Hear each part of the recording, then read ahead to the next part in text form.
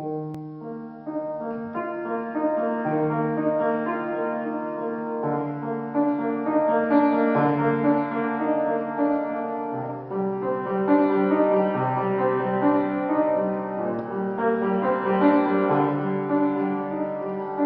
un estany hi havia un agró, que és un ocell que s'alimenta de peixos i que estava acostumat a pescar sempre que volia.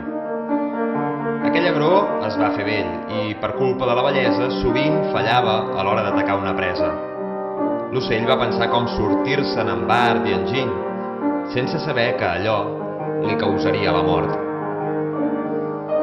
L'agró es va estar un dia, del matí a la nit, sense poder pescar res, palplantat, tot trist, a la riba d'aquell estany. Un cranc es va sorprendre del que li passava a l'ocell, que no pescava com solia fer, i li va preguntar per què estava preocupat. L'agró, somicant, va explicar que sentia molta pietat pels peixos d'aquell estany amb qui havia viscut tant de temps i que li feia molta pena la seva mort i el seu mal, perquè hi havia dos pescadors que pescaven en un estany proper i es proposaven d'arribar-se fins allà un cop haguessin acabat la feina a l'altre estany. Aquells pescadors en saben molt de pescar i agafaran tots els peixos d'aquest estany. El cranc, després de sentir aquestes paraules, va tenir molta por i ho va fer saber als peixos de l'indret. Tots els peixos es van unir, van anar fins al davant de l'agró i li van demanar que els aconsellés. No hi ha cap altre consell, va dir l'agró, que no sigui el següent, que jo us porti d'un en un a un estany que hi ha a una llegua de distància.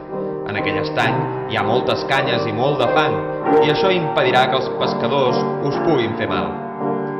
Els peixos els va semblar bé, i cada dia l'agró agafava tants peixos com volia i feia veure que els portava cap a l'estany que els havia dit, però s'aturava en un puig i s'hi menjava el peix que duia, i després retornava i n'agafava un altre.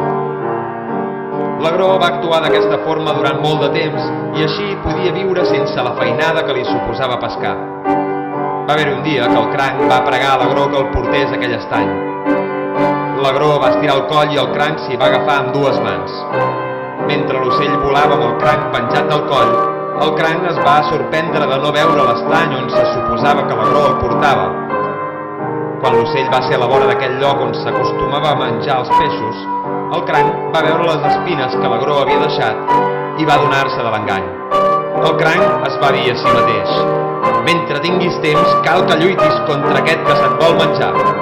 Aleshores el cranc va estrènyer tan fort el coll de l'agró que li va trencar i l'agró va caure mort a terra.